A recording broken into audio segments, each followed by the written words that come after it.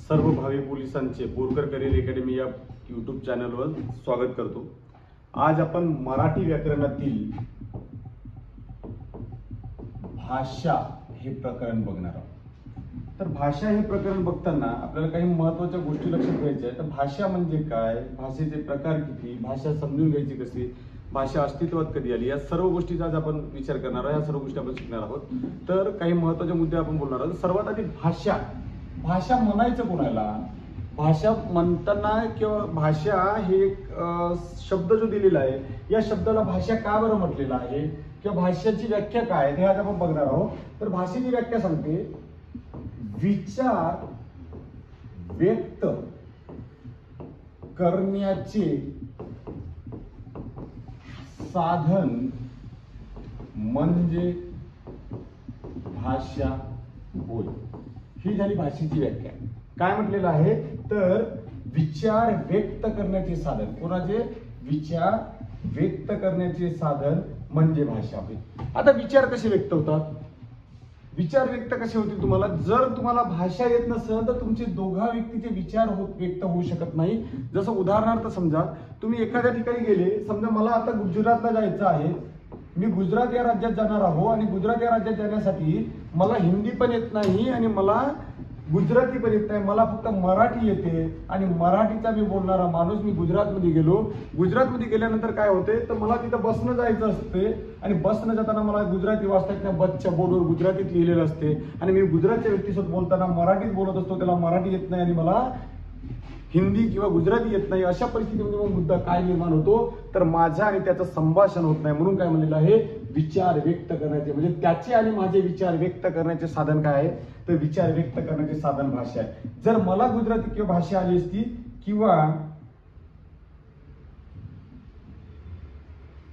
समजा मी गुजरातला गेलो, मला हिंदी भाषा आली असती किंवा मराठी भाषा, त्याला मराठी भाषा आली असती, तर कदाचित आमच्या दोघांमध्ये आमचे विचार व्यक्त झाले असते, पण आमच्या दोघांचे विचार व्यक्त होऊ शकले नाही। का बरं व्यक्त होऊ शकले नाही तर मला आणि त्याला दोन्ही व्यक्तीला आमच्या दोघांच्या एकमेकांच्या भाषा येऊ शकत नव्हत्या। म्हणून भाषेला म्हणलेलं विचार व्यक्त करण्याचे साधन म्हणजे भाषा होय। दुसरा महत्वाचा मुद्दा याच्यामध्ये की ही भाषा जी आहे, ही भाषा आपण कोण शिकते तर मानव लोक शिकत आहेत। तर म्हणजे माणूस हा ही भाषा शिकत आहे। मग माणूस ही भाषा शिकत असताना त्याला भाषा शिकताना कमीत कमी तो 5 वर्ष लागतात त्याला, म्हणजे वयाच्या 5व्या वर्षीपासून तो भाषा आत्मसात करत असतो। म्हणजे त्याला भाषा शिकण्यासाठी कमीत कमी कालावधी किती वर्ष जमलाय, वयाच्या 5व्या वर्षी तो काय करतो, तो आपली मातृभाषा आत्मसात करतो। म्हणजे वयाच्या 5व्या वर्षी तो काय करतो, मातृभाषा आत्मसात करतो। बघा, 2 महत्वाचे मुद्दे सांगितले मी, मेन म्हणजे भाषेची व्याख्या सांगितली, त्याच्यानंतर महत्वाचा मुद्दा सांगितला की मानव किंवा एखादा मुलगा हा 5व्या वर्षी, कितव्या वर्षी, 5व्या वर्षी मातृभाषा आत्मसात करतो। मातृभाषा म्हणजे काय ते नंतर बघणार आहोत आपण। पण मातृभाषा म्हणजे ही मातृभाषा काय करत आहे, तो आत्मसात करत आहे किती, 5व्या वर्षी। त्याच्यानंतर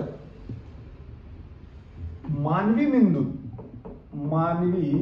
मेंदूत म्हणजे माणसाच्या मेंदूमध्ये, जे मानवी मेंदूमध्ये भाषा संपादन, मानवी मेंदूमध्ये भाषा संपादन करण्याचे जे सामर्थ्य असते त्याला भाषिक क्षमता असे म्हणतात। आता बघा, महत्वाचा मुद्दा बोललाय, मानवी मेंदूत म्हणजे माणसाच्या मेंदूमध्ये भाषा संपादन करण्याचे जे काही सामर्थ्य दिलेले आहे, त्या सामर्थ्याला काय म्हणलेलं आहे, भाषिक क्षमता म्हणलेलं आहे। काय म्हणलेलं आहे, भाषिक क्षमता असे म्हटलेलं आहे। कोणाला तर मानवी मेंदूमध्ये भाषा संपादन करण्याचे जे काही सामर्थ्य दिलेले आहे त्याला भाषिक क्षमता असे म्हटलेले आहे। त्याच्यानंतर आणखी महत्वाचा मुद्दा की भाषेचे जर तुम्हाला विचार करायला गेलं तर भाषा ही विचार व्यक्त करण्याचे साधन का म्हटलेलं आहे, कारण जर तुम्हाला भाषा आली नाही तर 2 व्यक्तीमधील संवाद होऊ शकत नाही, 2 व्यक्तीमधील तुमचं बोलणं होत नाही, बोलणं झालं नाही तर आपले विचार आचार व्यक्त होऊ शकत नाही, म्हणून भाषेला काय म्हणलेलं, विचार व्यक्त करण्याचे साधन म्हटलेलं आहे. तसेच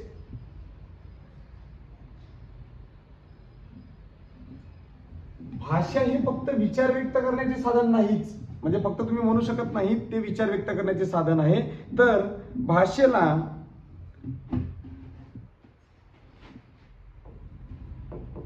आत्मविष्काराचे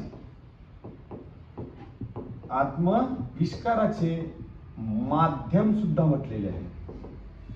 काय म्हणलेलं, भाषेला फक्त विचार व्यक्त करण्याचे साधन नाही, तर भाषेला आत्मविष्काराचे माध्यम सुद्धा म्हटलेले आहे. इथे मी 4च मुद्दे शिकवले. भाषेची व्याख्या, विचार व्यक्त करण्याचे साधन म्हणजे भाषा होय. माणूस 5व्या वर्षी मातृभाषा आत्मसात करतो, म्हणजे लहान मुलगा, माणूस म्हणा नाही तर मग कमेंट खाली मला तुम्ही. मानवी मेंदूमध्ये भाषा संपादन करण्याचे जे सामर्थ्य असते त्याला भाषिक क्षमता असे म्हणतात, आणि आविष्काराचे साधन म्हणजेच भाषा होय, म्हणजे आत्मविष्काराचे साधन म्हणजेच भाषा होय. आता पुढे जर विचार करायला गेलं तर पुढे विचार करताना भाषेला नदीच्या प्रवाहाची उपमा दिलेली आहे. भाषेला नदीच्या प्रवाहाची उपमा दिलेली आहे. आता भाषेला नदीच्या प्रवाहाची उपमा का बरं दिलेली आहे आणि का, आता बघा तुम्ही, नदी हा ज्याप्रमाणे वाहत जाते, म्हणजे नदीचा प्रवाह ज्याप्रमाणे असतो, ती ज्या पद्धतीने तिला जागा मिळाली त्या पद्धतीने नदी वाहत जात असते, त्याचप्रमाणे काय होते की भाषा ही प्रत्येक प्रवाहार, म्हणजे रस्त्यावर किंवा प्रत्येक ठिकाणी ही भाषा बदललेली असते. थोड्याफार प्रमाणात का असेना भाषेत बदल झालेला असतो, म्हणून तिला नदीच्या प्रवाहाची म्हटलेलं आहे. भाषेचे कौशल्य आपल्याला बघायचे, किंवा आपण त्याला पायऱ्या म्हणू शकतो, कौशल्य किंवा पायऱ्या. आता भाषेचे कौशल्य म्हणजे काय ना, भाषेच्या पायऱ्या म्हणजे काय ते आपण थोडक्यात बघू. आता सर्वात आधी तुम्ही भाषा शिकले, भाषा म्हणजे काय, ते विचार व्यक्त करण्याचे साधन म्हणजे भाषा होय. भाषा ही कधी बोलतो आपण, तर भाषा ही वयाच्या 5व्या वर्षापासून मातृभाषा ही आत्मसात केली जाते. त्याच्यानंतर भाषेला नदीच्या प्रवाहाची उपमा दिलेली आहे. त्यानंतर भाषेचे कौशल्य किंवा पायऱ्या आपण बघणार आहोत. कौशल्य आणि पायऱ्या म्हणजे काय, तर भाषेचे कौशल्य आणि पायऱ्या एकूण 5 आहेत. एकूण 5 कौशल्य किंवा पायऱ्या आहेत. आता काय झालं की पोरग जन्माला आल्यानंतर काय होते की ते आल्यानंतर फक्त ऐकते. आल्यानंतर काय करते, फक्त ऐकते, ते बोलू शकत नाही, रडते आणि ऐकते. तुम्ही मला रडले म्हणजे त्याची ती भाषा होईल नाही. तर भाषेची पहिली पायरी किंवा कौशल्य जे आहे ते नंबर 1 आहे श्रवण. नंबर 1 आहे श्रवण, त्यालाच म्हणतो आपण ऐकणे. त्यालाच काय म्हणतो, ऐकणे. बाळ जन्माला आल्यानंतर काय होते, ते फक्त ऐकते, ते बोलू शकत नाही. म्हणजे सर्वात पहिली पायरी ही भाषेची काय, तुमचं ऐकणे. दुसऱ्या पायरीचा विचार करायला गेलं तर ते म्हणजे बोलणे.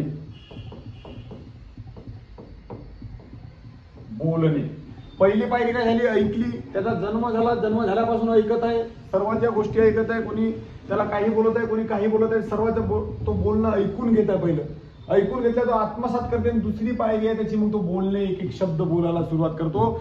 तो बोलताना काही लोक आई म्हणते, काही बाबा म्हणते, म्हणते, आ म्हणते, जा म्हणते, जे काही शब्द येत असतील मुलाच्या याच्यामध्ये ते शब्द म्हणजे काय तुमचं, तर दुसरी पायरी म्हणजे बोलण्याची आहे. म्हणजे पहिली पायरी कशाची आहे, तर श्रवण म्हणजे ऐकण्याची. श्रवण म्हणजेच ऐकण्याची. दुसरी पायरी आहे त्याची बोलण्याची. म्हणजे लहान बाळ काय करते, दुसऱ्या पायरी म्हणजे ते बोलत असते. त्याच्यानंतरची तिसऱ्या पायरीचा तुम्हाला विचार करायला गेलं तर तिसरी पायरी जर आपण बोललो तर ती म्हणजे वाचण्याची. आता काय झालं की त्याचा जन्म झाला, जन्म झाल्यानंतर ते 7-8 महिने, काही लोक 7 महिन्यात बोलते, काही लोक 1 वर्षात बोलते, काही 1.5 वर्ष घेते, काही 2 वर्ष घेते. म्हणून काय, तर श्रवण त्यांनी सर्वात पहिलं ऐकलं. काही दिवस ऐकल्यानंतर काय झालं, ते धीरे धीरे एक एक शब्द बोलायला लागलं, बोललं. आता बोलायला झाल्यानंतर काय झालं, तर त्याच्या माया बापाने त्याला वाचायला शिकवलं. वाचायला काय शिकवतो आपण शिकताना, बघा त्याला म्हणतं, त्याला आ म्हणतात, धीरे धीरे ते वाचायला लागते. म्हणजे काय झालं, तर पहिलं श्रवण झाली पहिली पायरी, दुसरी पायरी बोलणे झालं, तिसरी पायरी वाचण्याची झाली, तिसरी पायरी कशी झाली तुमची वाचण्याची आली आहे. आणि चौथ्या पायरीचा विचार करतो मी, चौथी पायरी आहे ते म्हणजे लिहिण्याची, लिहिणे. आता सर्वच झालं, बोलून झालं, ऐकून झालं, ऐकल्यानंतर बोलायला सुरुवात केली, बोलल्यानंतर वाचण्याला सुरुवात केली आणि वाचल्यानंतर काय झालं त्यांनी तर लिहायला सुरुवात केली, लिहिण्याला सुरुवात झाली. आणि लिहिण्याला सुरुवात झाल्यानंतर तो लिहू लागला, एक एक अक्षर त्याला सांगितलं, असा पेन पकड, असा आडवी रेषा मार, मग आणखी असा घुमव, मग त्याला आणखी असा घुमव, मधात रेषा मार, आणखी आडवी रेषा मार, असे आपले आईबाप शिकवत होता. आपल्याला शिकवले, मास्तरांनी शिकवलं, ज्याला ज्याला शिकवलं त्याला माहितच, जिल्हा परिषदेच्या शाळेमध्ये मायबापाने सुद्धा आपल्याला शिकवलेलं आहे. मग आपण त्याच पद्धतीने शिकलो, लहान पोरग त्याच पद्धतीने शिकले, म्हणजे तो काय झालं लिहायला शिकला. आता झालं ना, सर्वच झालं, त्याचं बोलणं झालं, सॉरी ऐकणं झालं, बोलला बी, वाचला बी, लिहिला बी. भावांनो हे तर झालं. तर इथंच पाया सांगितला मी 5 आणि मी शिकवलं तुम्हाला 4. मग शेवटची पायरी राहिली ते म्हणजे तुमची आकलन. तुमची शेवटची पायरी काय आहे आकलन. तर 5व्या नंबरची पायरी तुमची जी दिलेली आहे ती आकलन ही पायरी तुम्हाला 5व्या नंबरला आहे. म्हणजे तुमचं जे काही मराठी भाषा किंवा भाषा शिक्षण जे प्रणाली आहे ते या 5 कौशल्यावर आधारित आहे. म्हणजे माणूस या 5 कौशल्याने तुमच्या भाषा शिकत असतो. म्हणून तुम्हाला परीक्षेला प्रश्न विचारला जातो नेहमी की भाषेचे कौशल्य किती किंवा भाषेच्या पायऱ्या किती. 5. आता तुम्हाला याच्यामध्ये विचारते आद्य पायरी कोणती, कोणती विचारते आद्य पायरी किंवा पहिली पायरी. आद्य पायरी कोणती आहे तुमची तर श्रवण. माणूस सर्वात आधी ऐकायला शिकतो. बघा तुम्हाला माहित असेल की ज्या माणसाला ऐकता येत नाही तो कधीच बोलू शकत नाही, तो नेहमी मुका असतो. तो का असतो नेहमी मुका असतो. म्हणून जो व्यक्ती ऐकू शकत नाही तो बोलू सुद्धा शकत नाही. म्हणून पहिली पायरी दिली आहे तुम्हाला ती म्हणजे कशाची तर श्रवण ऐकण्याची. आणि शेवटची पायरी जी तुमची आहे ती पायरी आहे म्हणजे आकलन. म्हणजे आकलन आपण जे काही करत असतो त्याला आपण आकलन. म्हणजे एकूण पायऱ्या किती झालेल्या आहेत 5 झालेल्या आहे. म्हणजे विचार करायला गेलं तर मराठी भाषा शिक्षण प्रणाली ही भाषाची शिक्षण प्रणाली किती पायऱ्यावर अवलंबून आहे या 5 पायऱ्यावर शिक्षण अवलंबून आहे. ह्या 5 पायऱ्या तुम्हाला येणं गरजेचं आहे. म्हणजे पहिलं श्रवण ऐकणे, बोलणे, वाचणे, लिहिणे आणि आकलन या 5 पायऱ्या तुमच्या दिलेल्या आहेत. म्हणजे आतापर्यंत आपण मराठीमध्ये काय शिकलो तर सर्वात आधी आपण शिकलेलो भाषा.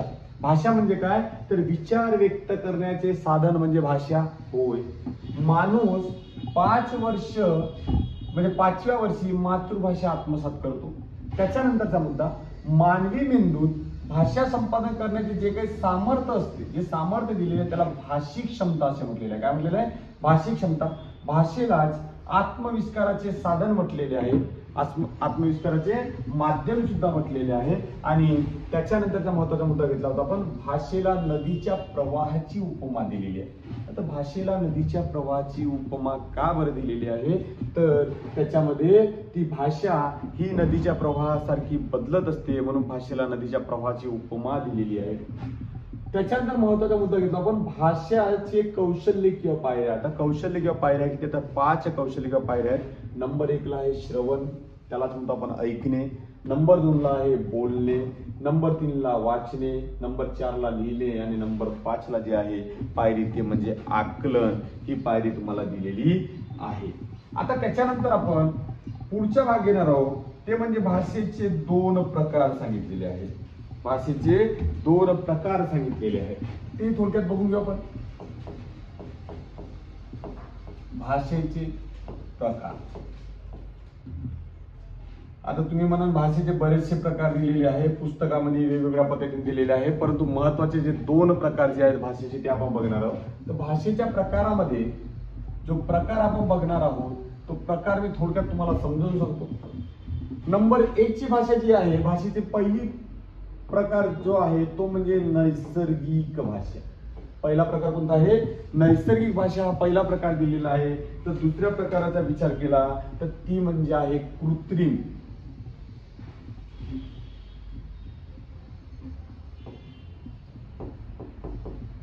पहिली भाषा जी आहे ती नैसर्गिक भाषा आहे आणि दुसरी भाषा आहे कृत्रिम.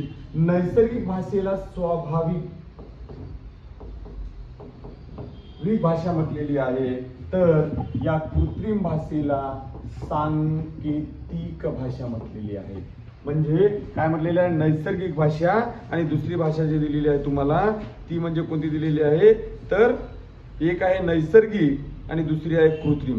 आता स्वाभाविक आणि सांकेतिक, आता दोन्ही याच्यात तुम्हाला थोडक्यात उदाहरण देऊन सांगतो. तर पहिला महत्वाचा मुद्दा जे दिलेला आहे ते नैसर्गिक भाषा म्हणजे काय. आता नैसर्गिक भाषेमध्ये महत्वाचे काही थोडक्यात मुद्दे तुमच्या पुढे मी मांडत आहोत. आता ही जी नैसर्गिक भाषा ही कोणीही तयार केलेली भाषा नाही आहे. ही जी नैसर्गिक भाषा आहे ही कोणीही तयार केलेली नाही. तर नैसर्गिक भाषा ही आपोआप तयार झालेली आहे. म्हणजे मी म्हणतो कोणीही तयार केली नसून आपोआप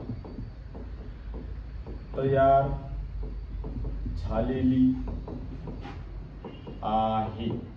बघा महत्वाचा मुद्दा बोलत आम्ही काय, तर नैसर्गिक भाषा कोणीही तयार केलेली नसून ती काय झालेली आहे, आपोआप तयार झालेली आहे. तर कृत्रिम भाषेमध्ये ही मानव निर्मित भाषा आहे. काय म्हटलेलं आहे, मानव निर्मित भाषा आहे. ही कोणीही तयार केलेली नसून आपोआप असून तर ही काय आहे, मानव निर्मित भाषा आहे. दुसरा महत्वाचा मुद्दा, ही भाषा म्हणजे नैसर्गिक भाषा पशु पक्षी व 6 महिन्याच्या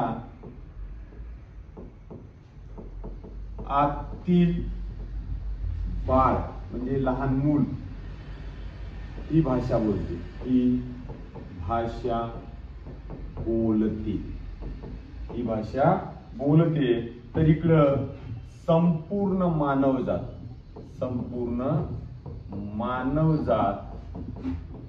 ही भाषा बोलते. म्हणजे संपूर्ण मानवजात कोणती तुमची, तर कृत्रिम भाषा बोलत असते. त्याच्यानंतरचा मुद्दा जर घेतो म्हणलं मी तर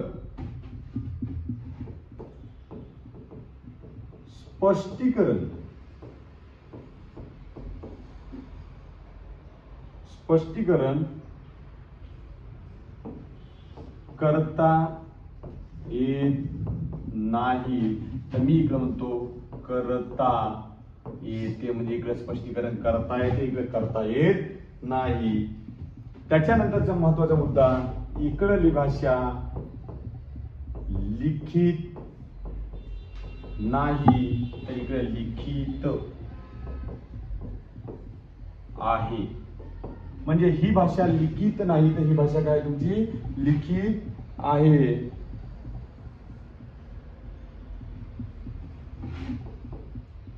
यामध्ये पुरावे नसतात. हावभावाची भाषा आहे, हावभावाची भाषा आहे. तर इकडं पुरावे असतात, या भाषेमध्ये पुरावे असतात कारण लिखित स्वरूपाचे असल्यामुळे याच्यामध्ये काय दिलेले आहे तुम्हाला, पुरावे दिलेले आहेत. म्हणजे अशा तुमच्या भाषेचे 2 प्रकार तुम्हाला यामध्ये मी घेतलेले आहेत. नंबर 1 काय आहे, नैसर्गिक भाषा आणि नंबर 2चा प्रकार जो आहे कृत्रिम भाषा. नैसर्गिक म्हणजे ही भाषा कोणीही तयार केलेली नसून ती आपोआप तयार झालेली आहे. तर कृत्रिम भाषा ही मानवाने तयार केलेली आहे. त्याच्यानंतर ही भाषा पशु पक्षी व 6 महिन्याचे आतील बाळ ही भाषा बोलतात. तर संपूर्ण मानव समाज ही भाषा बोलत असतो. ही याच्या भाषेचे स्पष्टीकरण करता येत नाही, इकडे स्पष्टीकरण करता येते.